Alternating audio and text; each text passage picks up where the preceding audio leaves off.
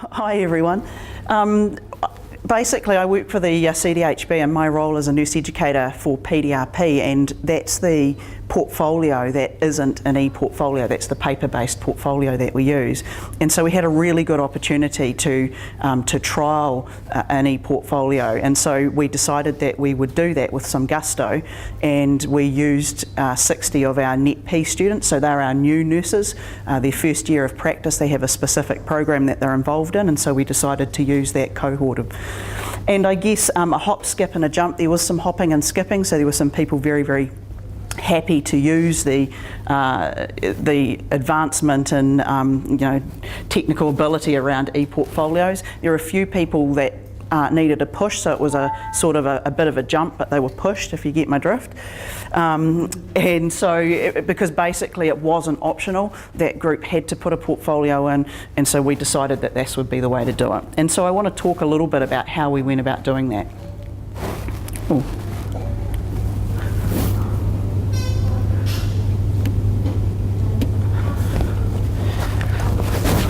So I just want to give you a little bit of background, because sometimes things don't make sense unless you put it into context.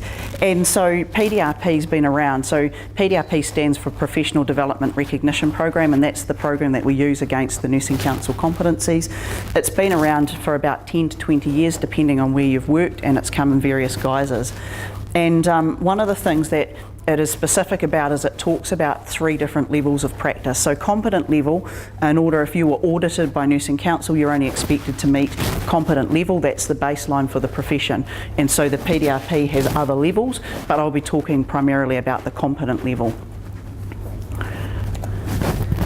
So in terms of my boss is Becky Hickmott, and basically she got involved with a project team, and in fact they looked at how they could bring together an ePortfolio. And certainly in 2011, before the earthquakes in Christchurch, we were looking at ePortfolios, and then we came about, obviously that happened and we weren't able to continue that work, but later on we joined forces with Ngā Manakura. And there's some really key people, like there's a lot of people that put their heads together around the project, and I'm sure Taima can sort of vouch for that. Really, there was a lot of involvement from various people. And also, I mean, I guess the main thing is thinking about what platform should it look like and how do you make that accessible.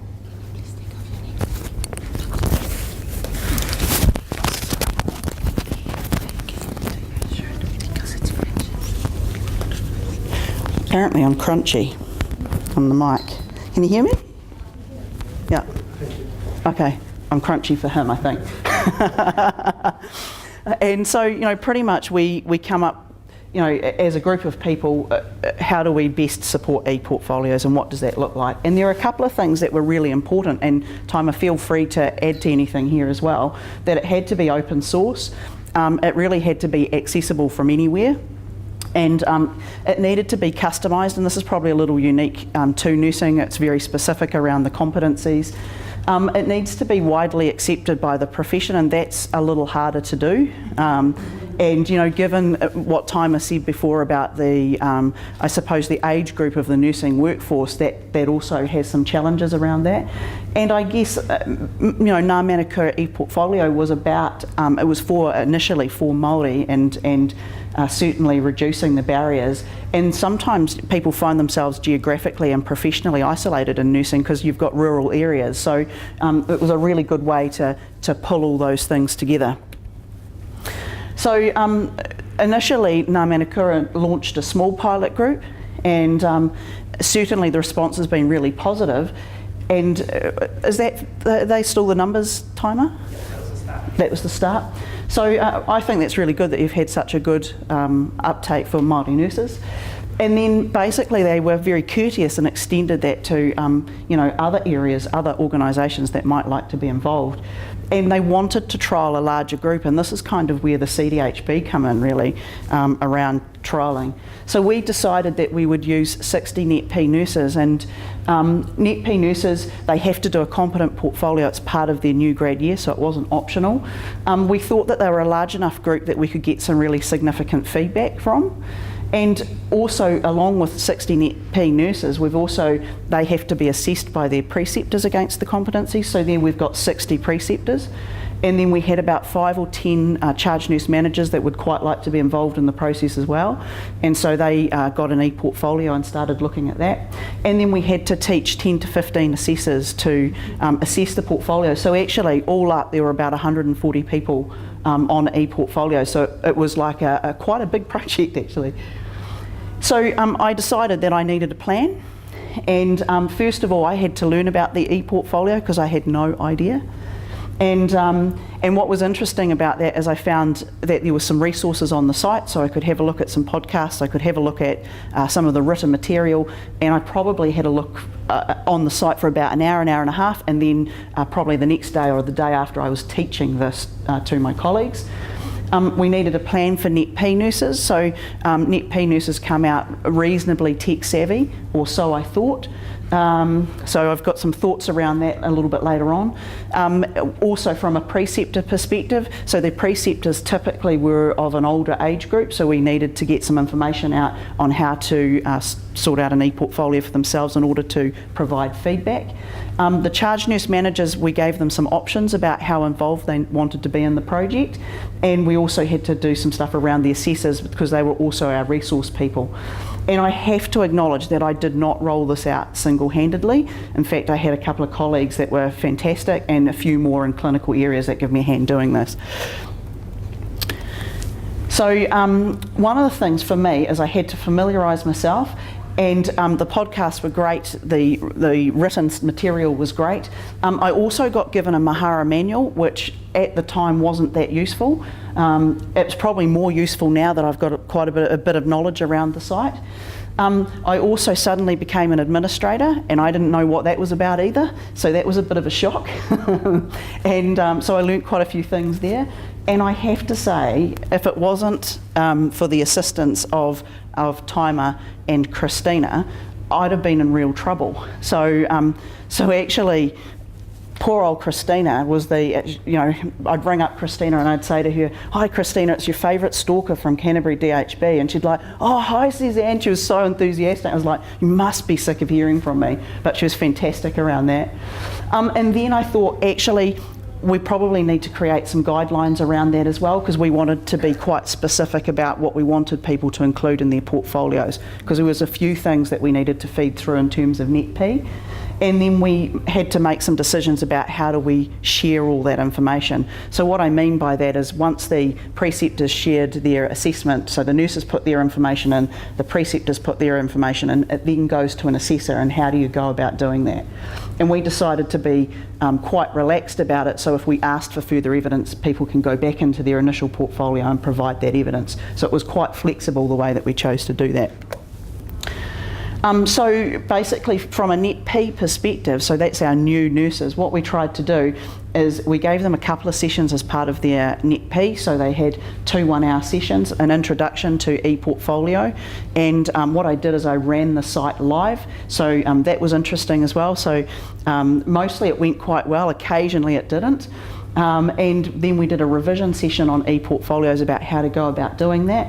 We had an interesting response around technology. So when you're teaching in a room full of nurses and you're looking around, half the nurses were really excited to be able to do ePortfolios. The other side had a look of horror. And so I was really surprised by that, given that as an undergrad they would have gone through technology, so they would have been using Moodle, they would have been using Blackboard. So I was really surprised by that, really. We also did drop-in sessions, and we also encouraged the net P nurses to discuss their ePortfolios with their preceptors, get some sign-up, get some buy-in, some discussion around that. We emailed out some information, so we're really clear about what it is that we wanted from them, and so I thought that that was actually quite a good thing to do. In terms of feedback, we'll see feedback later on. I'm not sure that that was necessarily the best way, really. But anyway, in terms of preceptors, what did we do for the preceptors? This would be probably the group that we, if I had to say from our perspective, from a CDHB perspective, probably the group that was missed a little bit around some of the education. They were encouraged to come to sessions, but we fed that information through from charge nurses, and assuming that the charge nurse actually had the ability to release those nurses to go out and do some education sessions. Sometimes the information didn't filter down to the group. And sometimes, you know, the preceptors didn't have as much access, I suppose, to some of the computers. So we would probably do that quite differently next time round. From a charge nurse manager perspective, we had to talk to the charge nurses about why we were doing things, and also gave them the option of either creating their own ePortfolio or actually being involved via the preceptor or actually via the applicant who was putting the portfolio in. So we let them choose to do that. So there were a few charge nurses who were really keen, and others viewed it just via other people. One of the things that we have to be careful about around an ePortfolio is our performance appraisal process is tied into our competencies. And so with the ePortfolio, the competencies are now within the ePortfolio, so there's no need to double dip or do that process twice. So we had to create what we'd call a modified performance appraisal. And so that was a little bit of, so some of our documentation had to change as a result of that, but fundamentally it went quite well. Our assessors, so we had a couple of sessions for our assessors as well, and we emailed out all the information. And one of the things that we were quite clear about with information is that we provided the same information for both groups. So those nurses that were the applicants, so the NetP people, got the same information as the assessors, so they knew what each other were looking for and what was required within the portfolio, so that was made very, very clear. And basically assessors and resource and preceptors and resource people all had access to a core group of people that could help them out with the portfolio process. There are some logistics. So typically with a non-ePortfolio, a portfolio comes to an office, an assessor comes along and they pick up a portfolio and they take it away. And so some logistics had to happen around who's doing the marking of the, who's assessing the portfolio. So we had to create a grid of our assessors who were doing, how many, I think roughly everyone did about 4 or 5 portfolios each, and it was about letting the person who's at portfolios in for assessment know who their assessor is to share it. So there was some logistics around how to do that. We typically had things like an assessor would say, oh, actually I can't go through this process, I'm a little busy at the moment. So then we'd have to renegotiate the sharing of the portfolio with another assessor. And people leave and those sorts of things. So there's a little bit of rejigging that happened, nothing that was particularly drastic. We had mixed results from the assessors. So some assessors went into the process going, no, I definitely prefer to have paper-based format, and come out and went, actually, I really enjoyed doing the assessing via the ePortfolio, sped things up for them.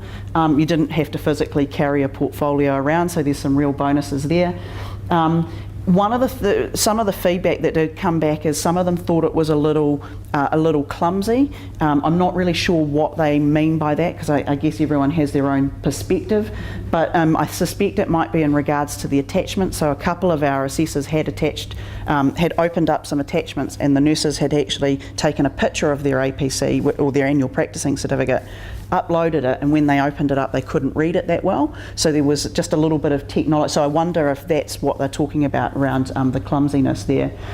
Also, we encouraged all our nurses to put extra evidence into 1.1, so we only need one piece of evidence for a competency, we don't need multiple bits of evidence. So we tried to get them to put things like their annual practicing certificate, their reflections in sort of one competency in 1.1, so you could literally go back to that competency and open it all up.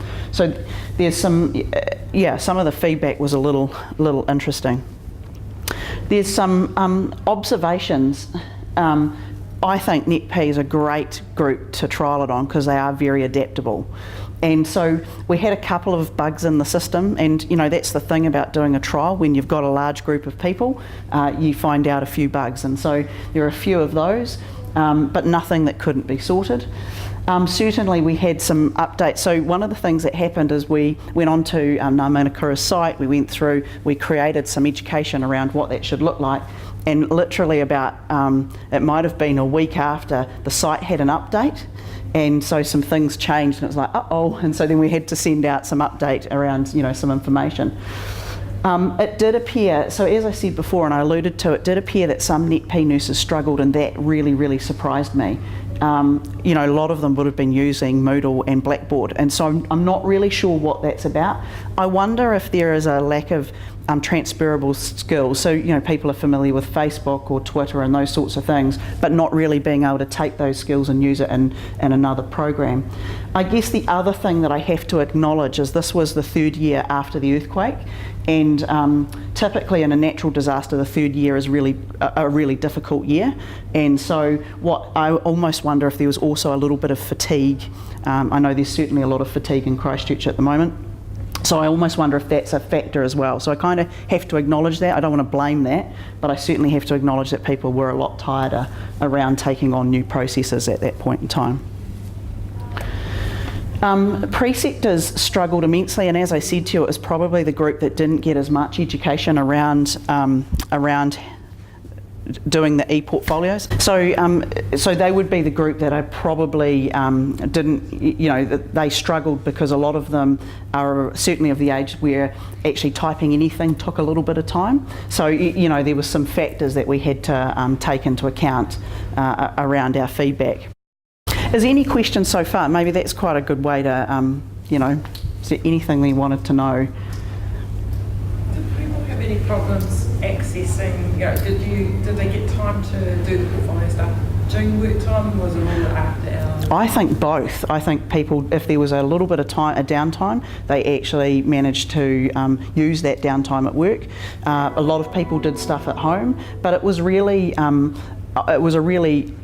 I mean, if I look at it from my perspective, I think it's a really easy process. You just need to provide one piece of evidence. So if you can articulate your clinical practice against the competencies, that's that met. So I don't need 10 bits of evidence to show that I meet that competency. And so we were very, and our non-ePortfolios are very slimline as well for that reason. So we've been quite strategic about how we provide evidence. So I think a bit of both there actually. And we didn't expect lots and lots, and we didn't encourage lots and lots of information because someone's got to read it.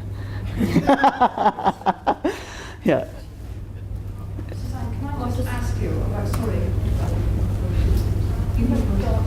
I just have a comment to make on because I'm from a DHB and we've been doing ePortfolios with the NetP groups and others for a while, but we had the same observation. We thought the NetP group struggled when we first did it, and we were quite surprised at that because we thought they'd be really good with technology and all of that. But what we actually learned was that we're a workplace and they're really busy. They're not used to having to do their job as well as this sort of on top of everything else. So that was in our first year, so we that's a good point. We paced them throughout the year, made it easier for them because we found, like our preceptors and our nurse managers were very time poor. Yeah. They were good at managing their time, whereas this group, you know, weren't so good at managing their time in the busy workplace and having that workload. Yeah. But we've got better at managing that for them. Oh, so that's quite good because we initially started, like we talked to these guys at the very beginning of the year. So we talked about how you needed to get onto it and you needed to sign up and you need, I completely sympathise and you know, it wasn't that we weren't prompting them, but actually somebody being prompted and actually doing it are two different things, you know, and you know, how we did it was we used Moodle. They had to actually, those time things that they had through the year, like their self-review and things, they have to do it as an assignment through Moodle and actually upload it, and the coordinator actually looks at it and says, yes, that's good. And that, so they had some time things to do, and then how that helped was at the end, they just had to pick all those things that they'd already done during the year, but we actually made them do them as an assignment. So that, you know, those are those little tweakings that we did. Yeah. Because, we did do that. We prepared them initially in our first one, but there were tears come the end of the year when they had to submit because they left it too late. Well, and we had a bit of that as well, you know, and so some of the feedback is around, I found this process really, really stressful. Actually, it wasn't a stressful process. Actually, the fact that you left it to like 2 weeks before it was due and then had to get someone to provide, information around it is what made that stressful. So, it was a really interesting. You would think that your grads are very, computer savvy, but that just wasn't my experience. And I think you're right. It's about actually you've got to work and you've got to do that, and it's about managing time. So I think that's a really good point. Yeah.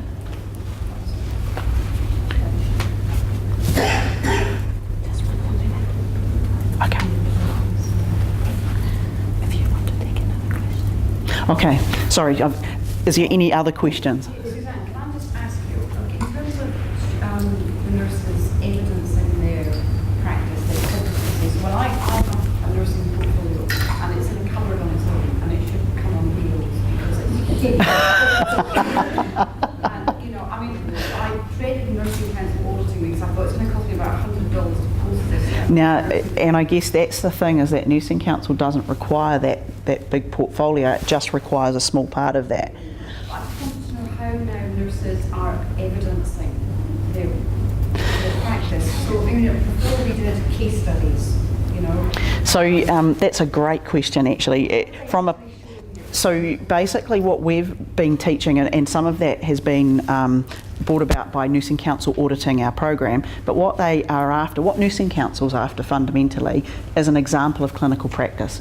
How does my clinical practice reflect the competency that you've got? We've got 20 competencies, so we've got a lot of competencies to provide, we've got a lot of evidence to provide, but you can be really savvy about it. And what we're saying is that it's a part of everyday work. So when I'm teaching people about portfolios and providing evidence, what I'm talking about is bullet point what you do in a day, pick a different day, do the same thing, and then line up your bullet points with your domains of practice, and there's 4 domains, and then which competency looks good, which one do you think, and then describe what you do, because it's about clinical practice. So that's kind of how we've done that. So we're really after the clinical example of how.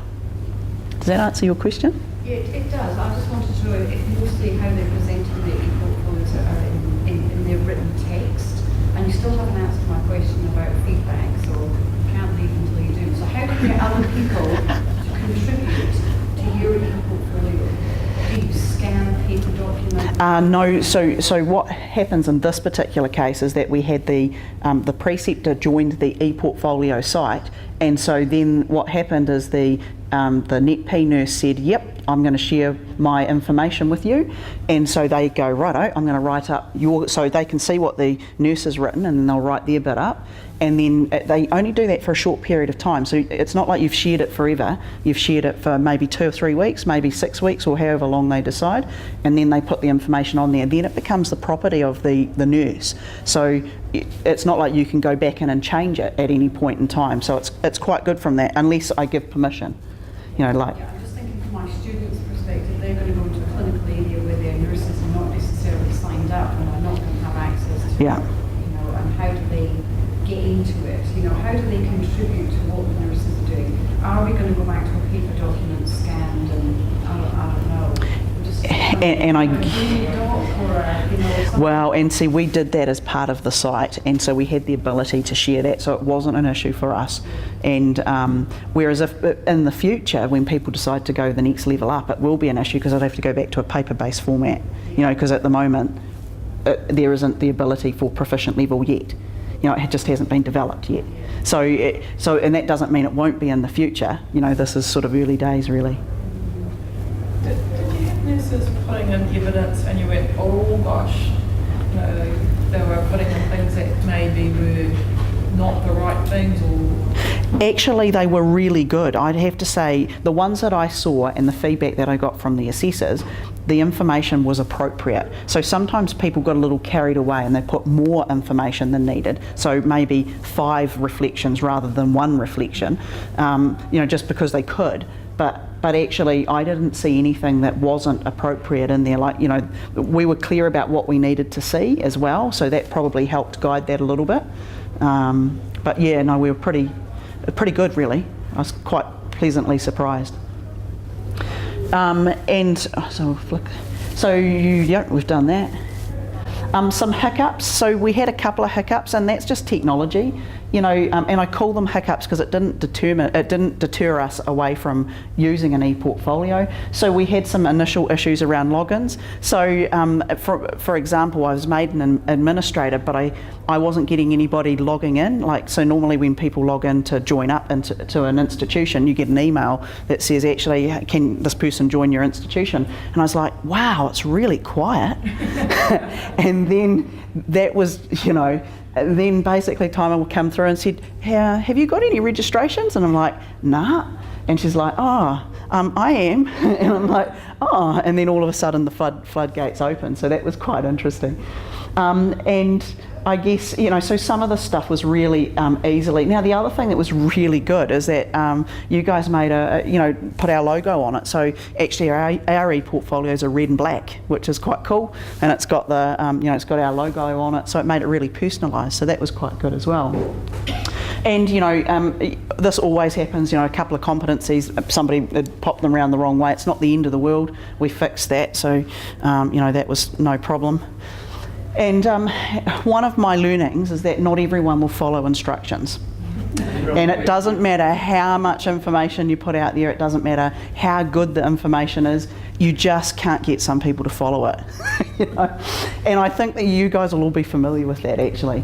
And, you know, the other thing from our perspective is the new grad year was from January to January. And so actually we were doing a lot of assessment over that Christmas period. And so we'd kind of said to people, share your portfolios up until this date. Well, of course, their assessor had gone on holiday. And so we had to, you know, so there's a little bit of, juggling around of dates and things. So, you know, these are just some of the things that we've learned. We also learnt that we needed to engage our older audience, you know, our preceptors a little differently. And we can't rely on the charge nurse manager to disseminate that information. I guess our thought process was because the charge nurse managers would be releasing these nurses, it was appropriate to do that. And I guess the other thing that added to that was the new grad has 2 clinical placements, so they're going to a brand new placement towards the end of the year. So there are a couple of factors that, you know, we learnt through the process really. So I've got a couple of bits of evaluation. Now, I have to be honest, we are in the evaluation stage, so we've only got feedback from 16 nurses at the moment and 9 preceptors. We're expecting a lot more, but we're only part way through that. So it sort of spans from slightly confusing to doable, to easy to a bit painful. Easy, but the preceptor found it difficult. Tricky, but once you've been in a few times, it's fine. Extremely difficult. To horrible and caused stress and unfriendly. Now, as I said, that's 16 out of 60 people's perspective. I mean, we're not sugarcoating anything here. You know, what was fed back is on the screen, and there are some things that that we would do a little bit differently from a CDHB perspective in terms of how we educate our groups. So there are some things that we learn there from that process as well.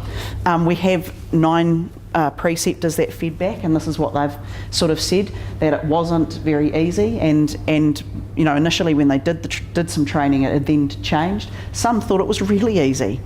Some thought it was moderately easy. Some thought it was really hard. So actually a real mixed bag at the moment, you know, not one way or the other. But you know, that's just some thoughts of the people that were involved in the process. So thank you for listening to how that worked out for us in terms of the CDHB. Is there any other thoughts or questions or comments?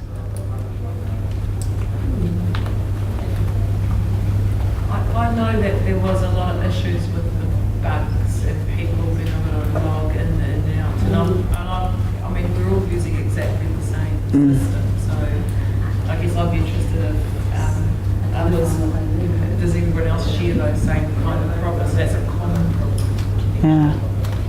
And I only had a couple of people who said, can I have more data? So did you hear very many people that use more multimedia? No, mind you, we didn't use it in the sense of, they didn't have creative license. And purely we didn't do that because we're aware of the assessor's time. You know, we were aware that it was really different for everyone right through, and we thought, you know, perhaps in the future you could look at doing that, but we just wanted to make sure that they knew how to use it and did the bare minimum, and you know, in terms of the competencies and those sorts of things. So we didn't we didn't encourage that, to be honest. Yeah.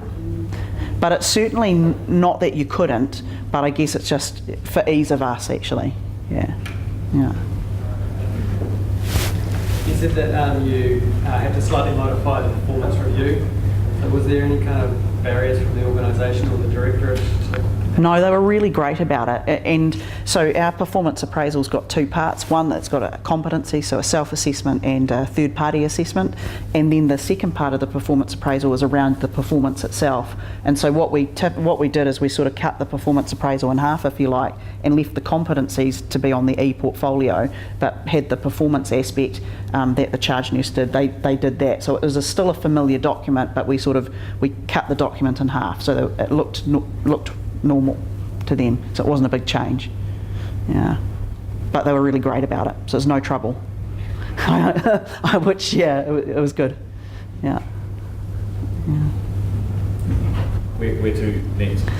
Well, we're not sure because we're waiting to see what the evaluations look like, and then that'll go back to our advisory group, and then a decision will be made from there. So, I mean, I think ePortfolios is totally the way forward.